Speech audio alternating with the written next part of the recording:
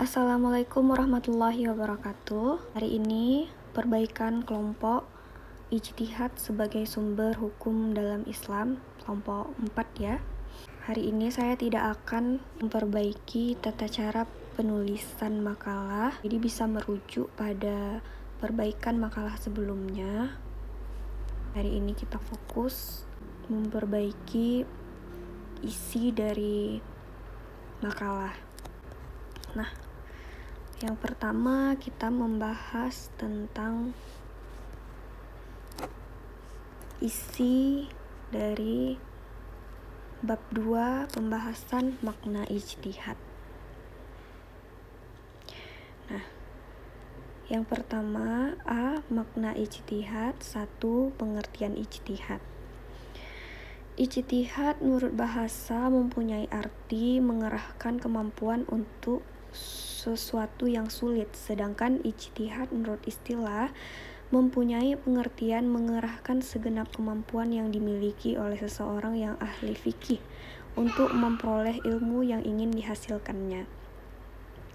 Nah, jadi untuk pengungkapan makna ijtihad itu sebaiknya didahului dengan pengertiannya secara bahasa ya. Contohnya ijtihad itu berasal dari bahasa Arab ijtahada, seperti itu. Jadi ungkapkan dulu pengertian makna kata ijtihad itu, akar katanya yang berasal dari bahasa Arab itu artinya apa, baru dijelaskan secara bahasa Indonesianya ya.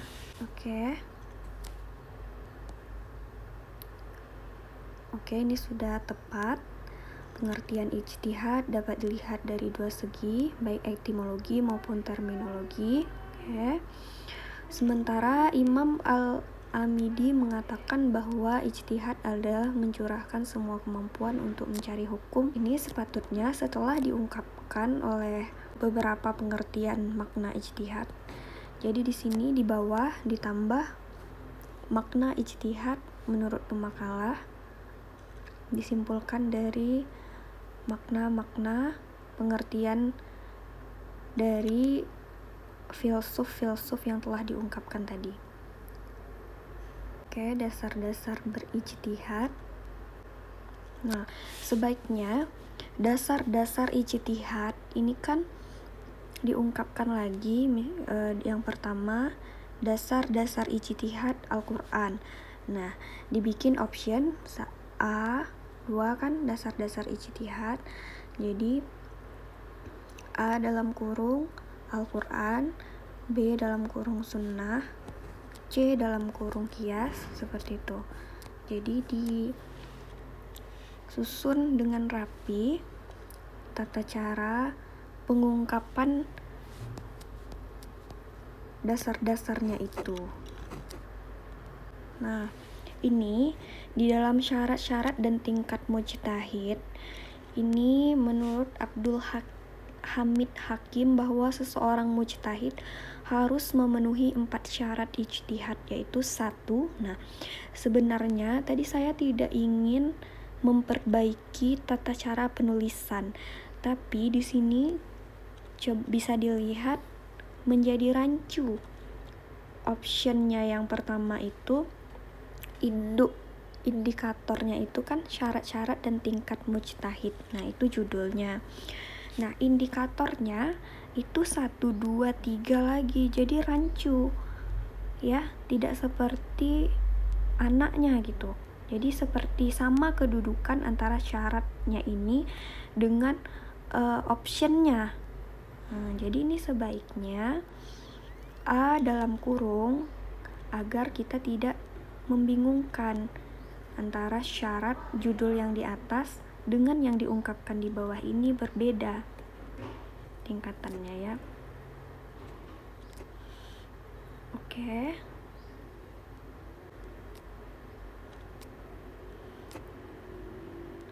ini isinya. Sudah bagus. kebolehan ijtihad dalam beragama. Kebolehan ijtihad ini dalam beragama adalah menetapkan suatu hukum di mana hal tersebut tidak dibahas di dalam Al-Quran dan hadis. Nah, ini diperbaiki ya. Ini sebenarnya kebolehan ijtihad dalam beragama bukan tidak dibahas di dalam Al-Quran, tapi tidak dijelaskan secara rinci di dalam Al-Quran. Seperti contohnya, misalnya membahas tentang Khamar ya. Di dalam surah Al-Maidah itu ayat 90 yang berbunyi, Ya ayyuhalladzina amanu innamal khamru wal maisiru wal ansabu wal azlamu rijsum min amalis syaitani fajtanibuhu la'allakum tuflihun. Nah, artinya, wahai orang-orang yang beriman, sesungguhnya minuman keras, berjudi, berkurban untuk berhala, dan mengundi nasib dengan anak panah adalah perbuatan keji dan termasuk perbuatan setan. Maka jauhilah perbuatan-perbuatan itu agar kamu beruntung. Di dalam ayat itu menjelaskan tentang hukum-hukum mengenai 4 macam perbuatan, yaitu tentang meminum khamar, berjudi, menyembah kurban kepada patung-patung, dan mengundi nasib dengan menggunakan alat-alat yang menyerupai anak panah yang biasa dilakukan oleh bangsa Arab sebelum datang agama Islam. Ini dibahas tentang meminum khamar. Kita lihat sekarang ada obat-obat terlarang yang dikonsumsi oleh anak-anak remaja. Itu diharamkan karena landasan hukumnya diambil dari ayat ini, karena sifatnya itu memabukkan dan merusak badan. Efeknya itu sama, sifatnya juga kotor minuman itu, dan termasuk perbuatan setan yang tak patut dilakukan oleh manusia yang beriman kepada Allah. Oleh sebab itu, makanya obat-obat terlarang sifatnya yang memabukkan itu juga diharamkan.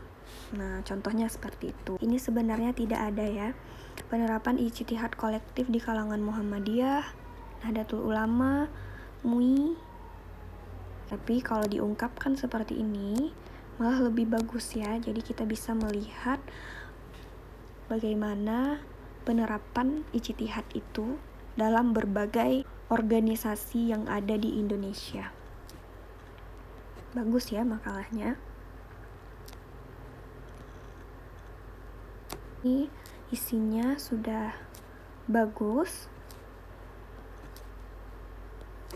Perbaikannya hanya itu. Penulisannya dilihat makalah sebelumnya. Hanya itu. Assalamualaikum warahmatullahi wabarakatuh.